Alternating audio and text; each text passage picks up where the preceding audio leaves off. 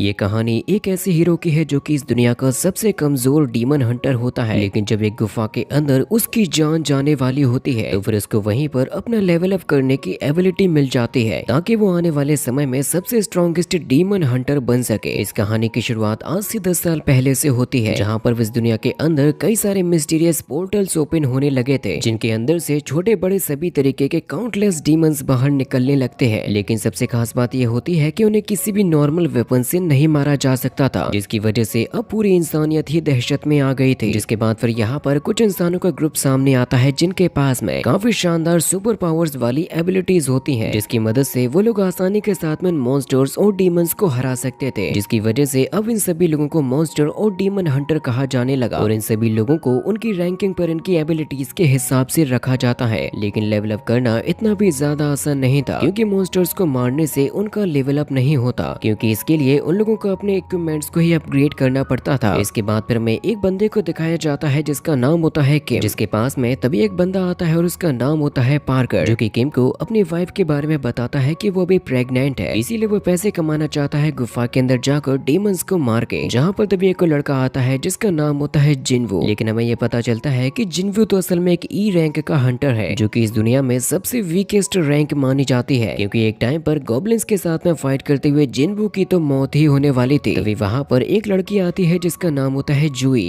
और वो जिनवू से कहती है कि अब तुम्हारे फेस को आकर क्या हो गया, जिससे कि वो बताता है कि मैं ई रैंक के डंजन के अंदर मॉन्स्टर्स को मारने के लिए गया था और मुझे वहीं पर चोट लग गई, क्योंकि उस वक्त पर उसके साथ में कोई भी हीलर भी नहीं था। जूई कहती है कि तुम आखिर इतने ज्यादा लापरवाह और लालची कैसे हो सकते हो कि पैसे कमाने के लिए तुम अपनी ही जान को खतरे में डाल दो। जिसके बाद फिर में उन लोगों के इस बार के मिशन के लीडर को दिखाया जाता है जिसका नाम होता है शोंगची, जिसने यहाँ पर कुछ हंटर्स को मीटिंग के लिए बुलाया था, और वो सभी के सभी शोंगची के साथ में जाने के लिए रेडी भी होते हैं, क्योंकि शोंगची असल में काफी काबिल हंटर भी है। जिसके बाद फिर ये लोग उस पोर्टल डंजन के अंदर जाने लगते हैं, जहाँ पर किम जिनवू से कहता है कि जरा सा संभल के रहना, क्योंकि असल में जिनवू के पास में वेपन के नाम पर एक छोटी सी नाइफ होती है, लेकिन केवल यही इकलौता वेपन है जो कि वो अफोर्ड कर सकता था। लेकिन फिर भी वो इस बड़े लेवल की डंजन के अंदर एंटर कर जाता है। इसके बाद फिर में हंटर एसोसिएशन के चेयरमैन गन ही को दिखाया जाता है, जो कि ये बता रहे थे कि सभी के सभी हंटर्स मॉन्स्टर्स को मार के उनके एसेंस स्टोन को निकालकर उनसे ही पैसा कमाते हैं, क्योंकि मॉन्स्टर्स का एसेंस स्टोन काफी वैल्यूएबल माना जाता है, जो कि और भी बड़े और पावरफुल इक्विपमेंट्स को बनाने में काम आते हैं। तो बताता है कि यहाँ पर ये जितने भी क्रिस्टल्स रखे हुए हैं वो सभी के सभी मॉन्स्टर्स डंजन के अंदर से निकाले गए थे। वो ये बताता है कि अब गवर्नमेंट का ये प्लान है कि वो इन एसेंस स्टोन्स को क्रिस्टल्स में बदलकर उन्हें ही पावर सोर्स के तौर पर यूज करना शुरू करेंगे, क्योंकि इन क्रिस्टल्स में काफी ज्यादा एनर्जी होती है और साथ ही साथ ये कभी भी पॉल्यूशन भी नहीं फैलाते। इसके बाद फिर हम जिनवू को देखते हैं जिसको उसका पहला एसेंस स्टोन मिल चुका था, जहाँ पर तभी अचानक से एक गॉब्लिन ने उसके ऊपर हमला कर दिया था, जिससे बचते हुए वो उस पर हमला करने की कोशिश करता है, लेकिन तभी जिनवू की नाइफ ही टूट जाती है, जिसकी वजह से उसने जिनवू को भी इंजर्ड कर दिया था। पार्कर इस गॉब्लिन को जान से मार देता है, जो अपनी पावर्स की मदद से हील कर देती है जिनवू को, और हील होते हुए वो ये देख रहा था कि उसके सभी के सभी साथी अपनी अपनी अलग अलग एबिलिटीज का यूज करते हुए कितने शानदार तरीके से उन सभी मॉन्स्टर्स को जान से मार रहे हैं। यहाँ पर अब इन लोगों की फाइट होने लगती है इस डंजन के बॉस के साथ में, लेकिन हंटर्स की संख्या ज्यादा होती है और ये लोग पावरफुल भी थे, इसीलिए सभी के सभी उस डंजन बॉस को मारने में कामयाब हो जाते हैं। जहाँ पर तभी जूही डांटने लगती है जिनवू को, और उससे कहती है कि तुम आकर ये डीमन हंटर का काम करते ही क्यों हो, क्योंकि वो उतना पावरफुल नहीं है और हर बार ही इंजर्ड हो जाता है। इसके बाद फिर ये सभी के सभी लोग उन मॉन्स्टर्स के अंदर से एसेंस स्टोन और क्रिस्टल्स को निकाल लेते हैं, लेकिन इन लोगों को अभी यह काफी नहीं लग रहा था। जिस मोमेंट पर तभी उनका एक बंदा बताता है कि यहाँ पर आगे एक और गुफा है जिसके अंदर से वो लोग और भी आगे जा पाएंगे, जिससे कि उन्हें ये लगता है कि इसके अंदर उन्हें और भी काफी ज्यादा लूट मिल जाएगी। लेकिन कुछ लोगों की सलाह ये होती है कि उन्हें उसके अंदर नहीं जाना चाहिए, क्योंकि इसके लिए अभी हंटर एसोसिएशन से ऑर्डर भी नहीं दिया गया था। लेकिन किम कहता है कि हम लोग नियमों को भी तो तोड़ सकते हैं और इसके बदले में वैसे भी हम लोग माला माल हो जाएंगे। शोंगची ये कहता है कि हाँ वो तो ठीक है, लेकिन ये बहुत ही ज्यादा रिस्की काम होगा। लेकिन फिर भी आधे से ज्यादा लोग वहाँ पर जाने के लिए तैयार भी होते हैं, यहाँ तक कि जूही भी अंदर जाने के लिए ही तैयार होती है। केवल जिनवू ही ऐसा था जो कि कुछ भी नहीं कहता,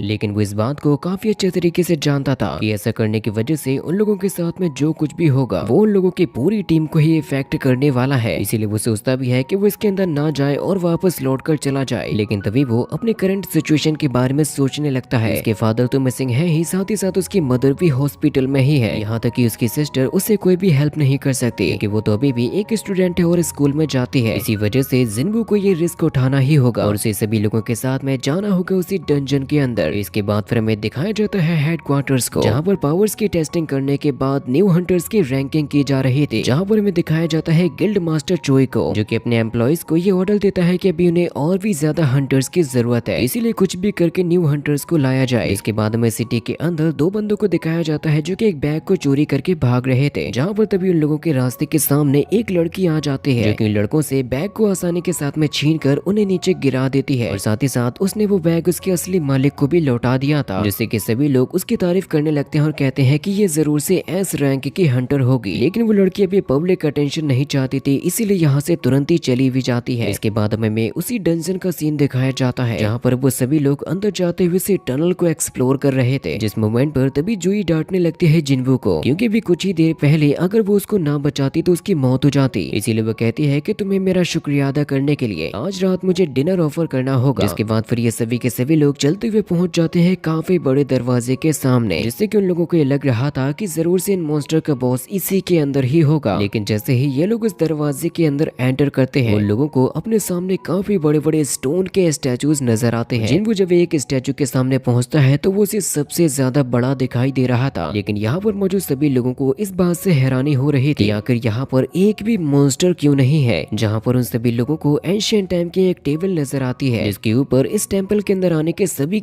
इंस्ट्रक्शंस लिखे हुए थे, जिससे कि तभी उनका लीडर ये पढ़ने लगता है। जैसे कि सबसे पहले ये लिखा गया था कि अपने भगवान का सम्मान करो, क्योंकि बिना नियम और कायदे को पूरा किए वो कभी भी इस जगह से जिंदा वापस नहीं निकल पाएंगे। लेकिन तभी जुई गौर करती है कि उनमें से एक स्टैचू उन लोगों की तरफ नजरें कर रहा था, जिस मोमेंट पर तभी वो दरवाजा भी अपने आप ही बंद भी हो जाता है, जिससे कि सभी लोग टेंशन में आ जाते हैं कि अब आखिर ये क्या हो गया। जैसे कि तभी एक बंदा वहाँ से निकलने की कोशिश करता है और कहता है कि मैं तो यहाँ पर वैसे भी आना भी नहीं चाहता था। जिस मोमेंट पर एक स्टैचू मूव करने लगता है और उस बंदे को एक ही स्लैश में खत्म भी कर देता है, जिससे कि उन सभी की आंखें फटी की फटी रह जाती हैं कि अब उन लोगों ने ये क्या देख लिया और ये लोग इस जगह से आकर बाहर कैसे निकल पाएंगे। जिनको ये देख रहा था कि इस डी रैंक डंजन के अंदर आखिर इतने ज्यादा स्ट्रॉन्ग मॉन्स्टर स्टैचू कैसे हो सकते हैं, जहाँ पर तभी इसकी नजर पड़ती है सबसे बड़े स्टैचू के ऊपर, जो कि इन सभी लोगों को बड़े ही गौर से देख रहा था। जिनको याद करता है कि वो तो आज तक किसी छोटे मोटे मॉन्स्टर को तक नहीं मार पाया, लेकिन इतनी लड़ाइयाँ लड़ने की वजह से वो अपने आसपास की सारी चीजों को एनालाइज करने लगता है, जिससे कि उसको समझ में आ जाता है कि स्टैचू उनके ऊपर एनर्जी बीम से हमला करेगा। इसीलिए वो सभी लोगों को पहले से ही आगाह कर देता है, जिससे कि उनमें से कुछ लोगों की मौत भी हो जाती है। जिससे कि शॉन्ग-ची सभी लोगों से कहता है कि अब कोई भी अपने कदम को नहीं बढ़ाएगा, क्योंकि इनमें से जिन्वू के अलावा किसी को भी पता नहीं है कि अगला हमला कब होगा। इसीलिए वो तुरंत ही पहुंच जाता है जिन्वू के पास में और पूछता है कि आखिर तुम्हें आने वाले खतरे के बारे में कैसे पता चल गया था। जिन्वू उसको बता ही रहा था कि तभी वो देखता है इस घटना के अंदर शॉन्ग-ची अपना हाथ गवा चुका है। इसीलिए शॉन्ग-ची जिन्वू से कहता है कि मेरे हाथ की ब्लीडिंग को रोकने में हेल्प करो, जिससे कि फिर जिन्वू तुरंत ही बैंडेजेस की मदद से उसके हाथ को कवर कर देता है। शॉन्ग-ची बताता है कि वो चाहे तो वो जुई की हेल्प भी ले सकता है, लेकिन वो तो ऑलरेडी काफी ज्यादा डरी हुई है और अपनी एनर्जी को भी गवा चुकी है, इसीलिए वो छोटे मोटे मिशन के अंदर ही जाती है ताकि अपने साथियों को हील कर सके। शॉन्ग-ची बताता है कि मैं ना जाने कितने ही डंजन्स के अंदर फाइट कर चुका हूँ, लेकिन मैंने आज तक कभी भी इतने पावरफुल मॉन्स्टर्स नहीं देखे जितने की ये स्टैचूज है। इसको तो एक हिसाब से डी रैंक की नहीं बल्कि एस रैंक की डंजन कहा जाना चाहिए। तभी जिन्वू अपनी थिंकिंग के बारे में बताता है कि ये जो सबसे बड़ा स्टैचू है वो जरूर से इन सभी का ही गॉड होगा और ये सभी लोग जानते हैं कि वो चाहकर भी किसी भी स्टैचू को हरा नहीं पाएंगे, इसीलिए उन लोगों को यहाँ से निकलने का कोई ना कोई तरीका तो निकालना ही होगा। जहाँ पर तभी एक हंटर कहता है कि मैं इस तरीके की मौत नहीं मरना चाहता, इसीलिए वो अपनी फुल स्पीड का यूज करते हुए यहाँ से बाहर जाने की कोशिश करता है, लेकिन स्टैचू गॉड इस बंदे को पलक झपकते ही फिनिश कर देता है। जिन्वू देखता है कि जो भी यहाँ से भागने की कोशिश करता है ये केवल उसी को ही मारते हैं, इसीलिए फिर वो सभी से कहता है कि हमें उन इंस्ट्रक्शंस पर ध्यान देना चाहिए। इसीलिए वो शॉन्ग-ची को भी उसी के बारे में ही बताता है, जिसमें सबसे पहला ये नियम लिखा गया था कि अपने भगवान से प्रार्थना करो। इसीलिए जिन्वू कहता है कि इस डंजन से हमें निकलना है तो सभी नियमों को फॉलो करना होगा, इसीलिए वो खड़ा होकर उन्हीं स्टैचूज की तरफ बढ़ने लगता है। शॉन्ग-ची उसको रोकने की कोशिश करता है कि ऐसा करने की वजह से तुम्हारी मौत भी हो सकती है, लेकिन वो ये बात भी जानता था कि केवल जिन्वू ही है जो कि उन लोगों को इस इतनी बड़ी मुसीबत से बाहर निकाल सकता है। लेकिन उसी मोमेंट पर स्टैचू गॉड अटैक करने के लिए तैयार भी हो चुका था, लेकिन जिन्वू तुरंत ही उसके सामने सर झुकाकर प्रार्थना करने लगता है, जिसकी वजह से वो स्टैचू गॉड उसके ऊपर हमला नहीं करता। जो चीज देखकर वहाँ पर मौजूद सभी लोग एकदम ही शॉक हो जाते हैं और वो सभी के सभी लोग जिन्वू के जैसे ही सभी देवताओं के सामने अपने अपने सर को झुका लेते हैं, जिसकी वजह से अब इस पहले गॉड के एक्शंस डीएक्टिवेट हो जाते हैं। लेकिन उसी मोमेंट पर एक और गॉड का स्टैचू जाग चुका था, जो कि इन सभी लोगों को देखकर बहुत ही क्रीपी स्माइल करने लगता है, जिससे कि सभी लोगों को अब इसी बात की चिंता होने लगी थी। लेकिन पार्कर इस बात को नोटिस करता है कि वो किसी को भी कुछ भी नहीं कह रहा, इसीलिए सभी लोगों को लगता है कि अब शायद उन लोगों की जान बच जाएगी। लेकिन उसी मोमेंट पर अब वो गॉड स्टैचू मूव करने लगता है और साथ ही साथ वो उन सभी इंसानों की तरफ भी बढ़ रहा था, जिससे कि वो लोग चिंता करने लगते हैं कि अब पता नहीं उनके साथ में क्या होगा। जिन्वू कहता है कि अब हम लोगों को दूसरे नियम को फॉलो करना चाहिए, जो कि असल में है गॉड को खुश करना। जिससे कि तभी एक हंटर सामने आता है और कहता है कि मुझे पता है कि क्या करना होगा, और वो उस गॉड के सामने सर झुकाकर प्रार्थना करने लगता है ताकि वो खुश हो सके। लेकिन वो गॉड स्टैचू दोबारा से उसके सामने क्रीपी स्माइल को करता है, जिससे कि जिन्वू समझ चुका था कि ऐसा करने से कुछ भी नहीं होगा, क्योंकि इसके अगले ही सीन में वो गॉड उस बंदे को अपने पैरों से ही कुचल देता है, जिससे कि अब ये सारे के सारे बंदे जान बचाकर भागने लगते हैं। जिन्वू उससे दूसरी डायरेक्शन में भाग रहा था ताकि वो खुद को बचा सके। इस मोमेंट पर तभी पार्कर अपनी वाइफ को याद करने लगता है, जो कि अभी भी उसके घर पर उसका इंतजार कर रही होगी वापस लौटने का। और वो जैसे ही एक स्टैचू के सामने पहुंच जाता है तो उस स्टैचू ने पार्कर के 2 टुकड़े कर दिए थे, जिससे कि तुरंत ही उसकी मौत भी हो जाती है। लेकिन तभी जिन्वू इस बात को रियलाइज करता है यहाँ पर जितने भी स्टैचूज के पास में वेपन्स हैं वो सभी के सभी उसके साथियों को मार रहे हैं। लेकिन तभी उसे अपने सामने कुछ ऐसे स्टैचू भी नजर आते हैं जिनके पास में होते हैं असल में वाद्य यंत्र, जैसे कि वो समझ जाता है कि इन हमलावरों को रोकने के लिए उन्हीं को एक्टिवेट करना होगा। इसीलिए वो अपने सभी साथियों से कहता है कि जल्दी से हम सभी लोगों को इंस्ट्रूमेंट वाले स्टैचूज के पास में पहुंचना होगा। और जैसे ही एक एक करके वो लोग स्टैचूज के पास में पहुंचने लगते हैं तो वो स्टैचू तुरंत ही एक्टिवेट होकर अपने अपने वाद्य यंत्र को बजाने लगे थे, जिससे कि तब जाकर कुछ लोगों को चैन की सांस आती है कि अब शायद उनकी जान बच सकती है। लेकिन जब जिन्वू जुई के साथ में एक स्टैचू के सामने पहुंचता है वो उस टाइम पर एक्टिवेट नहीं होता, क्योंकि 2 बंदों से एक्टिवेट नहीं होगा। इसीलिए वो जुई से कहता है कि तुम यहीं पर रुको, मैं दूसरे स्टैचू के पास में जाऊंगा। इसीलिए वो तेजी के साथ में आखिरी वाले स्टैचू की तरफ भागने लगता है उसको एक्टिवेट करने के लिए। लेकिन जिन्वू के पीछे वो स्टैचू गॉड भी पड़ा हुआ था उसको मारने के लिए। जैसे ही उसको कुचलने वाला होता है तो बड़ी ही मुश्किल से जिन्वू अपनी जान बचा पाता है। लेकिन आखिरकार जिन्वू पहुंच ही चुका था उस आखिरी स्टैचू के पास में, जो कि जैसे ही एक्टिवेट होता है तो तुरंत ही अपने इंस्ट्रूमेंट को बजाने लगता है। लेकिन स्टैचू गॉड ने फिर भी उसके ऊपर अपना पैर रख ही दिया था। जुई को लगता है कि इसकी वजह से जिन्वू मारा गया होगा, लेकिन हम देखते हैं कि जिन्वू अभी भी जिंदा है और रेंगते हुए आगे बढ़ रहा है स्टैचू की तरफ, जिसकी वजह से अब सारे के सारे इंस्ट्रूमेंट वाले स्टैचूज एक्टिवेट हो जाते हैं। इसकी वजह से अब फाइनली वो गॉड खुश हो जाता है और वापस से अपनी जगह पे चला जाता है। जिन्वू कहता है कि आखिरकार हम लोगों ने दूसरे नियम को भी कंप्लीट कर लिया। जिसके बाद फिर जुई तुरंत ही भागते हुए जाने लगती है जिन्वू की तरफ। वो देखती है कि इस इंसिडेंट की वजह से जिन्वू अपनी एक टांग को गवा चुका है, इसीलिए वो अपनी हीलिंग एबिलिटी की मदद से उसको हील करने की कोशिश करने लगती है। लेकिन अब जुई भी अपने लिमिटेशंस को पार करने वाली थी, इसीलिए वो चाहकर भी जिन्वू को और ज्यादा हील नहीं कर पाएगी। लेकिन अब जो यहाँ पर गिने चुने लोग बचे थे वो सभी शोंग-ची को दोषी ठहराने लगते हैं, क्योंकि उसी के कहने पर ही ये सारे के सारे बंदे यहाँ पर आए थे। आखिरकार वो इस ग्रुप का लीडर है तो उसे इसकी जिम्मेदारी लेनी ही होगी। लेकिन कुछ लोग कहते हैं कि उसने तो केवल हमें सजेशन दिया था और अंदर आने का डिसीजन तो हम सभी ने मिलकर ही लिया था, जिससे कि वो सारे के सारे एक दूसरे पर इसका इल्जाम लगाने लगते हैं। लेकिन शोंग-ची कहता है कि मैं सारी वारदात की जिम्मेदारी अपने ऊपर लेता हूँ, क्योंकि उसी के कहने पर ही तो ये सारे के सारे यहाँ पर आए थे। जिसके बाद फिर वहाँ पर उन सभी के बीचों बीच एक एल्टर क्रिएट हो जाता है, जिससे कि जिन्वू बताता है कि हमें तीसरे नियम को भी कंप्लीट करना होगा, जो कि है इन सभी देवताओं के सामने अपने भरोसे को साबित करना, जिसके लिए उन्हें शायद किसी ह्यूमन का सैक्रिफाइस भी करना हो सकता है। कुछ लोग कहने लगते हैं कि शोंग-ची को इसके लिए अपनी जान गंवानी पड़ेगी, क्योंकि वो इस ग्रुप का लीडर है और उसे ये सैक्रिफाइस देना ही होगा। जिसके लिए शोंग-ची मान भी जाता है और वो पहुंच जाते हैं उस एल्टर के सामने। इसके वहां पर पहुंचते ही अचानक से ही फायर एक्टिवेट हो जाती है। लेकिन ऐसा होने की वजह से किसी को भी ये समझ नहीं आ रहा था कि आखिर अब उन्हें क्या करना होगा। जिन्वू कहता है कि मुझे उस एल्टर के पास में ले चलो ताकि मैं देख सकूं कि आखिर उसके नियम कायदे कानून क्या होंगे उसे पूरा करने के लिए। लेकिन जैसे ही वो लोग वहां पर पहुंचते हैं तो उनके सामने और भी कई सारी फ्लेम्स आ चुके थे, जिससे कि जिन्वू समझ जाता है कि बाकी लोगों की मदद से उन्हें बाकी की फ्लेम्स को भी एक्टिवेट करना होगा। शोंग-ची कहता है कि जब सभी लोग यहाँ पर आ जाएंगे तो गेट अपने आप ही ओपन भी हो जाएगा। लेकिन फिर तभी शोंग-ची जिन्वू को यह बताने लगता है कि एक टाइम पर जब कुछ हंटर्स डंजन बॉस को नहीं मार पाए थे तो वो फिर उसी गेट की मदद से पहुंच गया था रियल वर्ल्ड के अंदर। इसके साथ साथ इतने सारे मॉन्स्टर्स दुनिया में आ गए थे कि उन्हें मारने में भी बहुत ही ज्यादा मुश्किलों का सामना करना पड़ा था, जिससे कि जिन्वू समझ जाता है कि अगर वो लोग इन गॉड्स के नियमों को पूरा नहीं करेंगे तो शायद ये सारे के सारे गॉड्स भी इन लोगों को मारने के बाद असली दुनिया में पहुंच जाएंगे। इसलिए वो सभी लोगों से ये रिक्वेस्ट करता है कि बाकी लोग भी इसी एल्डर के पास में आ जाओ। जिनके आते ही और भी कई सारी फ्लेम्स एक्टिवेट हो जाती हैं, इसकी वजह से अब वो एल्डर भी एक्टिवेट हो जाता है और उन लोगों के चारों तरफ ही ब्लू फ्लेम्स का एक सर्कल भी बन बन जाता है और फाइनली ओपन हो जाता है वो सबसे बड़ा गेट। इसी के सभी लोगों की ये दिलो तमन्ना होती है कि वो इस गेट से बाहर निकल पाए, लेकिन उसी के साथ साथ अब काफी सारे स्टैचूज भी एक्टिवेट हो जाते हैं, जिससे कि यहाँ पर जो ब्लू फ्लेम्स अपीयर हुई थी वो भी गायब होना शुरू हो जाती हैं और साथ ही साथ अब गेट बंद होना भी शुरू हो चुका था। जिन वो यहाँ पर सभी लोगों को वार्निंग देता है कि अब कोई भी अपनी आंखों को बंद नहीं करेगा, अगर वो स्टैचूज की तरफ देखेंगे तो स्टैचू मूव नहीं करेंगे और सच में ये ट्रिक काम भी करती है। लेकिन तभी उनमें से एक हंटर पैनिक करती है और तेजी के साथ में बाहर की तरफ भागने लगती है, जिसकी वजह से उसकी फ्लेम गायब हो जाती है, लेकिन वो बाहर भी निकल जाती है, जिससे कि अब किसी को भी समझ नहीं आता कि आखिर किसी स्टैचू ने उससे कुछ भी क्यों नहीं कहा। लोगों को लगता है कि शायद वो गॉड स्टैचू के ऊपर अपना भरोसा जता चुके हैं, लेकिन जिन्वो समझ चुका था कि ये सारी की सारी उन्हीं गॉड्स की चालाकी है। वो इन सभी इंसानों के बीच में दरार डालकर उन सभी को इकट्ठा मारना चाहते हैं। इसीलिए जिन्वो कहता है कि इस तरीके से हमें भागना नहीं है, क्योंकि जब तक ये ब्लू फ्लेम्स है हमें कोई भी कुछ भी नहीं करेगा। लेकिन किम जिन्वो से कहता है कि आखिर तुम्हारे पास में क्या सबूत है कि हम तुम पर भरोसा करें। वो उसका शुक्रिया अदा करता है अभी तक उसकी जान बचाने के लिए। वो कहता है कि मेरा परिवार घर पर मेरा इंतजार कर रहा होगा, इसीलिए अब तो किम भी यहाँ से अपनी जान बचाकर भाग जाता है, जिसकी वजह से अब ये तीनों चाहकर भी इन स्टैचूज को रोक नहीं पाएंगे। शॉन्ग-ची जूई से कहता है कि तुम्हें यहाँ से जिन्वो को लेकर चले जाना चाहिए, क्योंकि अब तो वो वैसे भी अपने पावर्स की मदद से जिन्वो को हील नहीं कर पाएगी। इसीलिए जिन्वो शॉन्ग-ची से कहता है कि तुम्हें जूई को लेकर यहाँ से निकल जाना चाहिए, क्योंकि जिन्वो भी भागने की हालत में नहीं है और वो भागने की कोशिश करेगा तो ये स्टैचू उसके साथ साथ जूई को भी जान से मार देंगे। और जिन्वो अपने पास में रखे हुए एसेंस स्टोन को दे देता है जूई को, ताकि उससे वो अपने उस डिनर ट्रीट का वादा पूरा कर सके, जो कि अभी थोड़ी ही देर पहले उसने जूई से किया था। जूई किसी भी तरीके से उसको यहाँ पर छोड़ना नहीं चाहते थे, लेकिन शॉन्ग-ची जूई को बेहोश करके यहाँ से बाहर ले जाता है, क्योंकि वो ये बात जानता था कि लॉजिकली यही करना सही होगा। लेकिन अब केवल जिन्वो उसी टेंपल के अंदर बचा हुआ था, जहाँ पर उसको मारने के लिए काफी सारे स्टैचूज बढ़ते चले आ रहे थे। उसके पास में अब कोई भी मौका नहीं है अपनी जान बचाने का, इसीलिए वो अपने पास में रखी हुई एक स्वॉर्ड को निकालता है, क्योंकि वो इन डीमन गॉड के हाथों से बुज़दिलों की मौत नहीं मरना चाहता था। लेकिन जैसे ही ये स्टैचू उसके ऊपर हमला करना शुरू करते हैं, दोनों ने चंद पलों में ही जिन्वो के एक हाथ को उखाड़ फेंका था और वो उसके शरीर से बहते हुए खून को लेकर रख देते हैं उसी एल्टर के ऊपर, जिसके बाद अब एक स्टैचू अपने वेपन को रेज करता है उसे पूरी तरीके से खत्म करने के लिए। लेकिन हम जिन्वो की आंखों में मौत का खौफ साफ साफ देख सकते थे। वो रोते हुए ये कह रहा था कि मैं भी मरना नहीं चाहता हूँ। और जैसे ही यहाँ पर उन ब्लू फ्लेम्स का टाइमर खत्म हो जाता है, तो फिर तभी जिन्वो के लिए सिस्टम से एक नोटिफिकेशन आता है और उससे ये पूछा जाता है कि अगर तुम एक प्लेयर बनना चाहते हो तो यस पर टैप करो। इसके अगले ही पल जब जिन्वो अपनी आंख खोलता है तो वो अपने आप को एक हॉस्पिटल में पाता है और वो देखता है कि उसके जितने भी बॉडी पार्ट्स कट चुके थे वो सारे के सारे दोबारा से एकदम ही हील हो चुके हैं। जिन्वो ये सोच रहा था कि कहीं हाल ही में उसने ये सपना तो नहीं देख लिया, लेकिन तभी जिन्वो के पास में एसोसिएशन का मैनेजर आ जाता है अपनी सर्वेलेंस टीम के साथ में, जिसका नाम असल में होता है वो जिनचू। और वो जिन्वो को बताता है कि तुम पूरे 3 दिनों से ही बेहोश थे। वो पूछता है कि मैं जानना चाहता हूँ शॉन्ग-ची और जूई के बारे में कि उनके साथ में क्या हुआ। जिनचू कहता है कि उन दोनों की ही जान बच गई थी, लेकिन शॉन्ग-ची के अपने हाथ गंवाने की वजह से, इसी वजह से उसने हंटर बनने से रिटायर ले लिया। लेकिन जूई अभी तक उस ट्रॉमा से बाहर नहीं आई थी। जूई तब तक एसोसिएशन को ज्वाइन नहीं कर पाएगी जब तक कि वो पूरी तरीके से रिकवर नहीं हो जाती और डॉक्टर से परमिशन नहीं ले लेती। जिनचू जिन्वो को ये बताता है कि जब वो वहाँ पर पड़ा हुआ था, व्हाइट टाइगर गिल्ड के मेंबर्स तुम लोगों को वहाँ पर बचाने के लिए गए थे, लेकिन उन लोगों को वहाँ पर किसी भी तरीके का कोई भी स्टैचू दिखाई नहीं दिया था। उन्हें दिखाई देता है तो केवल जिन्वो जो कि जमीन पर पड़ा हुआ था, इसीलिए वो सभी लोग उसको वहाँ से उठाकर हॉस्पिटल में ले आए। लेकिन उन लोगों को सर्वाइवर्स की बातों पर यकीन भी होता है कि उन्हें वहाँ पर जितने भी हंटर्स की बॉडी मिली थी तो उनमें से किसी का हाथ नहीं था तो किसी का पैर नहीं था। लेकिन जिनचू को इस बात से हैरानी होती है इतने बड़े इंसिडेंट को जिन्वो के जैसा ई रैंक का हंटर सर्वाइव कैसे कर गया। लोगों को ये लगने लगता है कि जरूर से जिन्वो के अंदर डेवलप करने की एबिलिटी एक्टिवेट हो गई होगी, जिसको असल में कहते हैं सेकंड अवेकनिंग। इसीलिए वो जिन्वो के सामने एक गैजेट को रखता है ताकि वो उसके मैजिक को माप सके, जिसको देखकर जिन्वो भी काफी ज्यादा एक्साइटेड हो गया था, क्योंकि वो पहली बार किसी ऐसे गैजेट को यूज करने वाला था और वो ये सोच रहा था कि जरूर से उसके अंदर काफी सारी पावर्स भी आ गई होंगी। लेकिन जैसे ही जिन्वो उस गैजेट को टच करता है तो उसका स्कोर आया होता है केवल 10। जिन्चू ये बताता है कि जो सबसे कमजोर हंटर्स होते हैं उनका भी स्कोर 70 के करीब आता है, इसीलिए उसको लगने लगता है कि शायद उसकी मशीन में कोई गड़बड़ हो गई होगी। यहाँ से ये सोचते हुए जाने लगता है कि ये बंदा तो एक सिविलियन के जितना ही कमजोर है। और जिन्वो को भी रिजल्ट देखने के बाद काफी ज्यादा बुरा भी लग रहा था, जिसके बाद अब जिन्वो के सामने अचानक से एक फ्लोटिंग स्क्रीन आ जाती है जहाँ पर उसके पास में एक अनरीड मैसेज पड़ा हुआ था। लेकिन सबसे बड़ी खास बात ये होती है कि केवल जिन्वो ही इस फ्लोटिंग स्क्रीन को देख सकता था, जिस मोमेंट पर तभी वहाँ पर उसकी सिस्टर आ जाती है जिसका नाम होता है जीना, और वो जिन्बू से ये कहती है कि क्या तुम्हें पता भी है कि मुझे तुम्हारी कितनी ज्यादा चिंता हो रही थी। तो बताती है कि उसने अब जिन्बू के लिए अपने स्कूल को भी छोड़ दिया, अब वो एक जॉब करेगी ताकि जिन्बू को हंटर ना बनना पड़े, क्योंकि हर बार के मिशन के बाद जिन्बू दिखाई देता है तो केवल हॉस्पिटल के अंदर, जिससे कि जिन्बू अपनी सिस्टर से माफी मांगता है ये सब कुछ होने के लिए। तभी वो जीना से पूछता है कि क्या तुम्हें मेरे सामने ये स्क्रीन नजर आ रही है, लेकिन उसे तो कुछ समझ ही नहीं आता कि आखिर तुम ये क्या कह रहे हो, क्योंकि जीना को वो फ्लोटिंग स्क्रीन नजर भी नहीं आ रही थी। वो कहती है कि तुम्हें जो कुछ भी दिखाई दे रहा हो उसके मैसेज बॉक्स को खोलो ताकि तुम्हें सब कुछ पता चल जाए। और जैसे ही जिन्बू कहता है मैसेज बॉक्स के बारे में, तो फिर तुरंत ही जिन्बू के सामने उसका डेली क्वेस्ट आ जाता है, जिसके हिसाब से अब जिन्बू को करनी होगी अपनी स्ट्रेंथ की ट्रेनिंग। लेकिन जिन्बू को अभी तक ये समझ में नहीं आया था कि आखिर वो प्लेयर कब बन गया। शीना उससे कहती है कि अब तुम्हें थोड़ा सा आराम कर लेना चाहिए। इसके जाते ही फिर जिन्बू उन सारे के सारे नोटिफिकेशंस को पढ़ने लगता है। उसे पता चलता है कि किसी टाइप के गेमिंग सिस्टम ने उसे एक प्लेयर बना दिया और वो डीमंस को मार के अपना लेवल अप कर सकता है, और अगर वो डेली मिलने वाले क्वेस्ट को पूरा नहीं करेगा तो इसके बदले में उसको पेनल्टी भी भरनी होगी। जिससे कि फिर जिन्बू तुरंत ही उन सारे के सारे नियमों को एक्सेप्ट भी कर लेता है, और साथ ही साथ उसे डेली वर्कआउट करने के लिए कुछ गोल्स भी दिए जाते हैं, जिनको अगर उसने गलती से भी पूरा नहीं किया तो इसके बदले में उसको पेनल्टी भी भरनी होगी। लेकिन जिन्बू ये सोचता है कि आखिर वो डेली के इतने सारे कामों को कैसे कर पाएगा, क्योंकि वैसे भी अभी वो हॉस्पिटल के अंदर है, वो ऐसा कैसे कर पाएगा। जिससे कि फिर वो थोड़ी देर के लिए आराम भी करने लगता है। जिसके बाद पर हमें दिखाया जाता है जिनचिल को, जो कि एसोसिएशन के चेयरमैन के साथ में बात कर रहा था। वो कहता है कि अभी तक जिन्बू का सेकंड अवेकनिंग स्टार्ट नहीं हुआ है, और जो पोर्टल वाले डंजन्स हैं वो और भी ज्यादा खतरनाक हो चुके हैं, इसीलिए उन लोगों को पोर्टल्स के ऊपर और भी ज्यादा रिसर्च करनी चाहिए। इसीलिए वो स्पेशल टाइप की स्टडी करने के लिए अपने चेयरमैन से परमिशन भी ले लेता है। इसके बाद अब हमें अगले सीन में एसोसिएशन के एक और मेंबर को दिखाया जाता है, जो कि अपने हंटर्स की लिस्ट में एक काफी काबिल लड़की को चूज करता है, ताकि जितने भी न्यू मेंबर हंटर बनेंगे तो यही लड़की उनको ट्रेन करेगी और बताएगी कि हंट कैसे करते हैं। वो बंदा बताता है कि तुम्हें केवल उनके सामने मॉन्स्टर्स को मारना होगा, जिससे कि न्यू हंटर्स खुद ब खुद सीख जाएंगे कि उन्हें क्या करना है, क्योंकि हंटर्स कभी भी अपनी रैंकिंग को हंटर्स को मार के नहीं बढ़ा पाएंगे। उसके लिए उन्हें केवल अपनी स्किल्स को डेवलप करना होगा और अपने इक्विपमेंट्स को अपग्रेड करते रहना होगा। इसीलिए कॉम्बैट स्किल्स पर जितना ज्यादा ध्यान दिया जाएगा तो न्यू हंटर्स के लिए उतना ही ज्यादा बेहतर होगा। इसके बाद अब हमें जिन्बू को दिखाया जाता है, जो कि अपने बेड पर सो रहा था, और उसके जो डेली क्वेस्ट करने का टाइम था वो असल में खत्म हो चुका था, जिसकी वजह से सिस्टम से फिर उसको एक नोटिफिकेशन भी भेजा जाता है, तुम अपने डेली क्वेस्ट को कंप्लीट नहीं किए हो, जिसकी पेनल्टी को भरने के लिए। तभी अचानक से ही जिन्बू का फ्लोर अपने आप ही शेक करने लगता है, जिसकी वजह से फिर वो अचानक से ही जाग भी गया था। लेकिन जैसे ही जिन्बू की आंख खुलती है वो अपने आप को डेजर्ट के बीचों बीच पाता है, और सोचने लगता है कि कहीं वो इस चीज का सपना तो नहीं देख रहा, जहाँ पर उसके सामने आ जाता है एक बहुत ही विशालकाय सेंटीपीड, और पेनल्टी के तौर पर जिन्बू को इस मॉन्स्टर से खुद को बचाना होगा, और वो भी कोई 2-4 मिनट के लिए नहीं बल्कि पूरे 4 घंटों के लिए। और अगर 4 घंटों तक जिन्बू खुद को नहीं बचा पाया तो वो हमेशा के लिए मारा जाएगा। जिससे कि फिर तुरंत ही जिन्बू बहुत ही तेजी के साथ में अपनी जान बचाकर भागने लगता है। लेकिन अब उस एक सेंटीपीड के अलावा और भी कई सारे सेंटीपीड्स आ चुके थे, और साथ ही साथ अब जिन्बू को भागते हुए काफी ज्यादा देर भी हो गई थी, इसीलिए उसकी बॉडी से पसीना निकल रहा था और वो थक भी गया था, जिसकी वजह से अब एक मॉन्स्टर सेंटीपीड जैसे ही उसको खाने वाला होता है तो वो तो जिन्बू की किस्मत अच्छी होती है कि इस समय तक उसने अपना टाइम भी कंप्लीट कर लिया था, जिसकी वजह से फाइनली वो वापस आ जाता है अपने हॉस्पिटल के रूम के अंदर, और सिस्टम उसको नोटिफाई करता है कि आखिरकार तुमने अपने सर्वाइवल को कंप्लीट कर लिया। लेकिन इतना ज्यादा थक जाने की वजह से अचानक से ही जिन्बू अपने बेड पर गिरता है, जिससे कि तभी वहाँ पर हॉस्पिटल की कुछ नर्सेस आ जाती हैं, और जिन्बू को देखकर वो लोग ही सोचने लगते हैं कि आखिर इस बंदे को ऐसा क्या हो गया। और फिर हमें अगले ही सीन में दिखाया जाता है जूई को, जिसको एक डी ग्रेड के मिशन के लिए इन्वाइट किया जाता है। लेकिन अब जूई किसी भी मिशन के अंदर नहीं जाना चाहती थी। वो कहती है कि अभी तक मैं पिछले मिशन से पूरी तरीके से रिकवर नहीं हुई हूँ। जैसे ही जूई को पता चलता है कि जिन्बू असल में अभी भी हॉस्पिटल में ही है, इसीलिए वो जिन्बू से मिलने का डिसीजन लेती है और उसके पास में चली भी जाती है। लेकिन जैसे ही जूई हॉस्पिटल के अंदर एंटर करती है तो वो कुछ नर्सेस को सुनती है जिन्बू के बारे में बातें करते हुए। वो लोग ये कह रहे थे कि अभी जो ये नया पेशेंट आया है वो बंदा वाकई में बहुत ही ज्यादा अजीब हरकतें भी करता है, और लोगों की नजर में तो शायद ये बंदा पागल हो चुका था, क्योंकि अभी तक जिन्बू पूरी तरीके से रिकवर नहीं हुआ है। लेकिन फिर भी वो दिन भर मेहनत करता है और अपनी ट्रेनिंग को करना नहीं छोड़ता। वो जैसे ही अपनी डेली क्वेस्ट को कंप्लीट करने के बाद थोड़ा सा आराम करने के लिए बैठा था तो फिर तभी उसको इन्फॉर्म किया जाता है कि तुम अपनी आज के क्वेस्ट को कंप्लीट कर चुके हो, जिसके इनाम के तौर पर उसकी बॉडी पूरी तरीके से रिकवर हो जाती है, और साथ ही साथ जिन्बू को कुछ एबिलिटी पॉइंट्स भी दे दिए जाते हैं। जिन्बू खुद भी इस बात को फील कर पा रहा था कि वाकई में उसकी स्ट्रेंथ काफी ज्यादा बढ़ गई है, और जिन्बू को अपने सामने जो फ्लोटिंग स्क्रीन्स नजर आ रहे थे वो हमेशा और हर बार ही उसको नई नई स्किल्स के बारे में सिखाती हैं। लेकिन उसके आसपास में से से जितने भी बंदे गुजर रहे थे वो सभी के सभी यही सोचते हैं कि ये किसी तरीके का वीडियो गेम खेल रहा है, तभी तो ये हवा में हाथ चला रहा है और अपने आप से बातें कर रहा है। जिसके बाद फिर वो जैसे ही अपने रूम में वापस आता है तो उसको पता चलता है कि वो जितनी बार भी अपनी डेली क्वेस्ट को कंप्लीट करेगा तो उसको हमेशा एक काफी यूनिक सा लूप बॉक्स भी मिलेगा। और वो जैसे ही उस बॉक्स को ओपन करता है तो उसके सामने एक की आ जाती है और सिस्टम उसको इसके बारे में बताता है कि इस की की मदद से सबवे स्टेशन के अंदर काफी आसानी के साथ में डंजन्स को ओपन भी कर पाएगा, जिसको असल में इंस्टेंट डंजन सिस्टम कहते हैं। इसके बारे में जानकर जिन्बू कंफ्यूज था क्योंकि वो अभी तक ऐसे किसी भी सिस्टम के बारे में जानता ही नहीं है। जिन्बू कहता है कि चाहे कुछ भी हो लेकिन ये की उसे जरूर से पावरफुल बनाने में तो हेल्प करेगी ही। इसके बाद अब जिन्बू अपनी मॉम से मिलने के लिए जाता है दूसरे हॉस्पिटल के अंदर। इसके बाद फिर हमें 4 साल पहले का एक फ्लैशबैक दिखाया जाता है जब उसकी माँ अचानक से ही जमीन पर गिर गई थी, जिस वक्त से जिन्बू ने उनको हॉस्पिटल में एडमिट कर दिया था। डॉक्टर जिन्बू और जीना को ये बताते हैं कि असल में उनकी मदर को एक बहुत ही रेयर डिसीज हो गया है, जिसको असल में कहते हैं इटर्नल स्लीप डिसीज, यानी कि वो इस बीमारी की वजह से पता नहीं कब तक सोती रहेंगी। जिस मोमेंट पर तभी उन लोगों के सामने एक पोर्टल भी ओपन हो गया था और डॉक्टर से बातें कर रहे थे कि इसमें रहने वाले मॉन्स्टर्स को मारकर पैसे कमाए जा सकते हैं। और जिन्बू को तो वैसे भी उस मोमेंट पर पैसों की काफी ज्यादा जरूरत थी, लेकिन वो उसके पहले कड़ी मेहनत करता है और पैसे कमाने की कोशिश करता है। उसने काफी टाइम तक कंस्ट्रक्शन साइट्स पर भी काम किया था, जहाँ पर उसको ये रियलाइज हुआ था कि उसके पास में भी कोई सुपर पावर्स है, जिसकी वजह से उसको लगने लगा था कि वो एक हंटर बन पाएगा। इसीलिए वो एसोसिएशन के अंदर जाकर अपना रजिस्ट्रेशन भी कराता है और वो अपनी सिस्टर को बताता है कि ऐसा करने की वजह से उसकी जिंदगी पूरी तरीके से बदल जाएगी। लेकिन असलियत तो ये होती है कि भले ही जिन्बू एक हंटर बन चुका था, लेकिन वो हंटर्स की लिस्ट में सबसे वीक हंटर बना था, क्योंकि उसके पास में इतनी भी ताकत नहीं होती कि वो किसी गॉब्लिन को तक मार सके, क्योंकि हर बार ही जिन्बू को बचाने के लिए उसके साथियों को आना पड़ता था। वो हमेशा ही उसको ताना मारा करते थे कि तुम इस धरती पर बोझ हो और अपनी फैमिली पर भी। जिसके बाद अब प्रेजेंट टाइम में जिन्बू वापस आ जाता है अपने रूम के अंदर और वो लगातार ही अपनी ट्रेनिंग को करते जा रहा था, जिसकी वजह से बहुत ही कम समय में उसकी स्ट्रेंथ बहुत ही ज्यादा बढ़ जाती है। जिसके बाद अब वो खुद से ही अपने एक मिशन पर जाने वाला था, क्योंकि वो असल में ट्राई करना चाहता है इंस्टेंट डंजन सिस्टम को। और वो जैसे ही उस सबवे के अंदर एंटर करता है तो फिर वो यूज करता है अपने पास में रखी हुई की को और फाइनली एंटर कर जाता है इंस्टेंट डंजन सिस्टम के अंदर। जिन्बू ये सोच रहा था कि अगर कोई गड़बड़ होगी तो वो वापस लौट आएगा, लेकिन उसके एंटर करते ही वो गेट अपने आप ही बंद भी हो चुका था। सिस्टम जिन्बू को ये बताता है कि अगर तुम यहाँ से बाहर निकलना चाहते हो तो फिर इसके लिए तुम्हें इस डंजन के बॉस को हराना होगा, क्योंकि उसके बाद फिर वो यूज कर पाएगा टेलीपोर्टेशन स्टोन को। लेकिन जिन्बू को अपने ऊपर जरा सा भी भरोसा नहीं होता कि वो यहाँ पर सर्वाइव भी कर पाएगा, क्योंकि एक तो ये अनजानी डंजन है और ऊपर से ये अकेला आया है। लेकिन फिर भी जिन्बू हिम्मत बांधते हुए उसी डंजन के अंदर जाने लगता है, जहाँ पर अचानक से ही उसके सामने 3 गॉब्लिन्स आ जाते हैं। लेकिन जिन्बू तो यहाँ पर केवल इन 3 गॉब्लिन्स से लड़ने में ही स्ट्रगल कर रहा था और वो गॉब्लिन्स बहुत ही आसानी के साथ में उसको नीचे भी गिरा देते हैं। लेकिन जैसे ही एक गॉब्लिन उसको जान से मारने की कोशिश करता है तो जिन्बू उसके हमले को डॉज करते हुए आगे बढ़ता है और अपने काउंटर अटैक्स को भी करने लगता है, जिससे कि वो बहुत ही आसानी के साथ में केवल एक हिट के साथ में ही गॉब्लिन को जान से ही मार दिया था। और वो ऐसे ही करते हुए बाकी के गॉब्लिन्स के साथ में फाइट करता है और उन्हें भी जान से मार देता है, जिनको मारते हुए जिन्बू ये फील करता है कि वो वाकई में काफी ज्यादा स्ट्रॉन्ग बन चुका है। लेकिन उन गॉब्लिन्स को खत्म करते ही अचानक से ही जिन्बू के पीछे से एक बहुत ही पावरफुल भेड़िया सामने आ जाता है, जो कि सीधा ही आ रहा था जिन्बू पर हमला करने के लिए, जिसने केवल एक ही अटैक के साथ में जिन्बू के नाइफ को भी ब्रेक कर दिया था, जिससे कि जिन्बू को इस बात का पता चल जाता है कि ये वुल्फ उन तीनों ही गॉब्लिन से काफी ज्यादा ताकतवर है जिनको अभी हाल ही में उसने मारा था, जिसको देखकर जिन्बू के पैर तक कांपने लगते हैं, जिससे कि वो वुल्फ समझ जाता है कि उसका ये शिकार तो डरने लगा है। इसीलिए फिर वो बिना मौके को गवाए सीधा ही आने लगता है उसके ऊपर हमला करने के लिए। यहाँ तक कि उसने हमला करते हुए जिन्बू के गाल पर एक स्क्रैच भी कर दिया था। यहाँ तक कि वुल्फ को ये भी पता है कि उसके पास में ना तो हीलिंग एबिलिटी है और ना ही उसके साथ में कोई हीलर है। जिन्बू कहता है कि अगर वो उसके अटैक्स को नहीं संभाल पाया तो डेफिनेटली आज इसी वुल्फ के हाथों उसकी मौत हो जाएगी। लेकिन जैसे ही जिन्बू उससे खुद को बचाने के लिए जंप करता है तो इस बार तो वो नॉर्मल से भी ज्यादा जंप को कर पा रहा था, जिससे कि अब जिन्बू अपने डर को भी काबू करने लगा था। और वो जैसे ही अपनी पूरी ताकत के साथ में उस वुल्फ के ऊपर हमला करता है तो उसने इतने बड़े वुल्फ को बहुत ही ज्यादा डैमेज भी पहुंचा दिया था। तभी वो देखता है कि वो अपनी स्ट्रेंथ को काफी ज्यादा इंप्रूव कर चुका है, लेकिन ये वुल्फ भी काफी ज्यादा स्ट्रॉन्ग था। इसीलिए वो जैसे ही जिन्बू पर अटैक करने की कोशिश करता है तो वो केवल अपने पंचेस की मदद से उसको रोकने की कोशिश कर रहा था। वाकई में जिन्बू के पंचेस इतने ज्यादा स्ट्रॉन्ग हो चुके थे कि वो इस वुल्फ को धोबी पछाड़ लगाने के लिए काफी होते हैं। लेकिन जिन्बू केवल यहाँ से इस वजह से भागने लगता है कि उसके पास में कोई भी वेपन नहीं होता उस वुल्फ को मारने के लिए। लेकिन तभी जिन्बू को इस बात का रियलाइज होता है कि उसके इन्वेंटरी के अंदर अचानक से ही एक वेपन आ चुका है, जिससे कि वो पूरी ताकत के साथ में उस वेपन को बाहर निकालने लगा था, जो कि असल में होती है एक बहुत ही पावरफुल स्वॉर्ड। क्योंकि अब जैसे ही ये वुल्फ हमला करता है जिन्बू के ऊपर, तो वो केवल एक ही स्लैश के साथ में उसके 2 टुकड़े कर देता है। जिन्बू केवल इस बात को देखकर शॉक होता है कि आकर उसके पास में ये स्वॉर्ड कहां से आ गई, क्योंकि देखने में ये बहुत ही ज्यादा एक्सपेंसिव लग रहे थे। और पहले तो जिन्बू की इतनी औकात भी नहीं थी कि वो इतनी बड़ी स्वॉर्ड को खरीद भी पाता। लेकिन तभी अचानक से ही जिन्बू को इस बात का रियलाइज होता है कि उस वुल्फ के मरते ही यहाँ पर और भी काफी सारे वुल्फ्स आ चुके हैं, और साथ ही साथ उसकी जो स्वॉर्ड होती है वो भी जमीन में फंस गई थी, जिससे कि जिन्बू को काफी ज्यादा चिंता होने लगती है। और अब जैसे ही ये वुल्फ उसके करीब आने वाले होते हैं, तो जिन्बू अपनी स्वॉर्ड को निकाल कर सीधे ही उस वुल्फ पर हिट कर दिया था। लेकिन ये वाला वुल्फ काफी आसानी के साथ में उसकी स्वॉर्ड को अपने दांतों से पकड़ लेता है, जिससे कि जिन्बू उसको एक किक हिट करता है और अपनी स्वॉर्ड की मदद से उसकी गर्दन को ही काट देता है। जो चीज देखकर अब दूसरा वुल्फ यहाँ से अपनी जान बचाकर भागने लगता है, जिससे कि अब जिन्बू को भी थोड़ा सा आराम करने का समय भी मिल चुका था। जिन्बू को पता चलता है कि वो असल में लेवल 2 का हंटर बन चुका है। लेकिन जिन्बू इस बात को जानता था कि कभी भी मॉन्स्टर्स को मारने से लेवल तो बढ़ता ही नहीं है, फिर आकर ऐसा कैसे हो सकता है। लेकिन ये सारी की सारी उस सिस्टम की मेहरबानी होती है जिन्बू के ऊपर। लेकिन उसका लेवल बढ़ने के साथ साथ उसका कंप्लीट स्टेटस ही इंक्रीज हो चुका था। उसे ये पता चलता है कि वो जैसे ही 5 पॉइंट्स को कंप्लीट करेगा तो हर बार ही उसका लेवल भी बढ़ा दिया जाएगा, और डेली क्वेस्ट को कंप्लीट करने की वजह से उसे केवल 3 पॉइंट्स ही मिलते हैं। लेकिन तभी जिन्बू को समझ आता है कि अभी हाल ही में उसने 3 मॉन्स्टर्स को जान से मार दिया, इसीलिए वो देखने लगता है कि शायद उसे कोई स्टोन मिल जाए। और उसको फाइनली एक छोटा सा एसेंस स्टोन भी मिल चुका था, और उसको बेचने का तरीका भी सिस्टम के पास में ही था। लेकिन अभी जिन्बू ऐसा नहीं कर पाएगा क्योंकि उसका लेवल बहुत ही ज्यादा कम है, इसीलिए वो इस स्टोन को 20 गोल्ड्स में बदल देता है। और ये सोच रहा था कि इसके बदले में उसको कितना पैसा मिलेगा, लेकिन इससे जितना भी कैश बनेगा वो जिन्बू के लिए काफी नहीं होगा, क्योंकि आखिरकार है तो वो अभी भी एक ई रैंक का हंटर है। इन सारी चीजों के बारे में छोड़कर वो ये सोचने लगता है आखिर वो टेलीपोर्टेशन स्टोन उसको कहां पर मिलेगा, जिसको ढूंढने के लिए उसे सबसे पहले इस पूरी डंजन के अंदर सफर करना होगा। और साथ ही साथ उसको ये लगता है कि वो उतना काबिल नहीं है कि वो डंजन बॉस को जान से मार सके, लेकिन उसे ये जोखिम उठाना ही होगा, क्योंकि इसके अलावा उसके पास में और कोई रास्ता भी तो नहीं है। इस मोमेंट पर तभी वहाँ पर काफी सारे वुल्फ्स का एक झुंड आ जाता है, लेकिन अब जिन्बू के मन के अंदर उनसे कोई भी डर नहीं था, इसीलिए वो भागते हुए उन सभी के बीच में पहुंच जाता है और अपनी स्वॉर्ड की मदद से एक एक करके जान से मारते जा रहा था। लेकिन थोड़े ही टाइम में काफी सारे वुल्फ उसको चारों तरफ से ही घेर लेते हैं, लेकिन जिन्बू केवल उनके सामने एक छोटी सी स्माइल को करता है, जिसके तुरंत बाद फिर जिन्बू ने उन सभी के सिर को उनके धड़ से अलग कर दिया था। और इतने सारे वुल्फ्स को मारने की वजह से फाइनली अब उसका लेवल अप होने का भी टाइम आ जाता है। लेकिन साथ ही साथ अब तो उसकी स्वॉर्ड भी शैटर होने वाली थी, जिसके पहले ही उसने वुल्फ्स की लाशों के ढेर लगा दिए थे, जिससे कि उसको ये लग रहा था कि शायद अब ये फाइट पूरी तरीके से खत्म हो चुकी होगी। इसीलिए अब वो दोबारा से अपनी इन्वेंट्री को चेक करने लगता है, जिससे कि उसको पता चलता है कि अब वो फाइनली अनलॉक कर चुका है टेलीपोर्टेशन स्टोन को। लेकिन जिन्बू सोचता है कि क्यों ना थोड़ी देर और यहाँ पर रुका जाए, क्योंकि अब वो और भी ज्यादा मॉन्स्टर्स को मार के खुद को और भी ज्यादा स्ट्रॉन्ग बनाना चाहता था। क्योंकि अगर जिन्बू यहाँ से टेलीपोर्ट होकर बाहर चला गया तो शायद ही कभी उसको दोबारा ऐसा मौका मिल पाएगा। इसी वजह से अब उसी डंजन के और भी ज्यादा गहराई में जाने लगता है, और उसके रास्ते में जितने भी मॉन्स्टर्स आ रहे थे वो उन सभी को स्ले करते जा रहा था। बढ़ते समय के साथ में उसका एक्सपीरियंस भी काफी ज्यादा तगड़ा हो चुका था, जिससे कि वो बड़े से बड़े मॉन्स्टर को एक ही बार में जान से मार पा रहा था। लेकिन अब जैसे जैसे करके उसके सामने और भी ज्यादा स्ट्रॉन्ग मॉन्स्टर्स आते हैं, तो अब तो वो उनके नाम के कलर से ही पहचानने लगा था, क्योंकि जिस मॉन्स्टर का नाम व्हाइट कलर से लिखा गया था वो कमजोर होते हैं, लेकिन जिस भी मॉन्स्टर का नाम रेड कलर से लिखा जाता है वो काफी ज्यादा ताकतवर बताए जाते हैं। इसी वजह से जिन्बू ये जानता था कि वो बढ़ते समय के साथ में काफी अच्छी प्रोग्रेस भी कर रहा है, क्योंकि अब जिन्बू चलते चलते फाइनल डंजन के अंदर आ चुका था, जिससे कि उसके इस बात का एहसास भी हो चुका था कि शायद यहाँ पर उसको वो बॉस भी देखने को मिलेगा। जिन्बू को अपने ऊपर थोड़ा सा शक हो रहा था कि क्या वो सच में इस बॉस को हरा भी पाएगा, लेकिन फिर भी वो रिस्क को उठाना चाहता है और नीचे की तरफ चला जाता है, जैसे कि वो पहुंच चुका था एक स्वैम्प के पास में। तभी उसकी नजर पड़ती है कि उसकी तरफ एक काफी बड़ा सा मॉन्स्टर आ रहा है, जिसकी स्पीड भी बाकी के मॉन्स्टर से भी काफी ज्यादा होती है। जिन्बू उसको अपनी स्वॉर्ड की मदद से जैसे ही रोकने की कोशिश करता है, उस मॉन्स्टर ने तो जिन्बू के वेपन को ही तोड़ दिया था, और साथ ही साथ अब वो उस मॉन्स्टर से भी काफी ज्यादा दूर भी हो चुका था। जिसके बाद फिर जिन्बू के सामने एक काफी बड़ा सा स्नेक मॉन्स्टर आ जाता है, जिसको कहते हैं इस स्वैम्प का किंग। उसका नाम असल में ऑरेंज कलर में लिखा गया था, जो कि होता है ब्लू वेनम फैंग्ड कसाका, जिससे कि उसे इस बात का एहसास हो चुका था कि ये सभी के सभी डीमन से काफी ज्यादा ताकतवर है। साथ ही साथ इस मॉन्स्टर की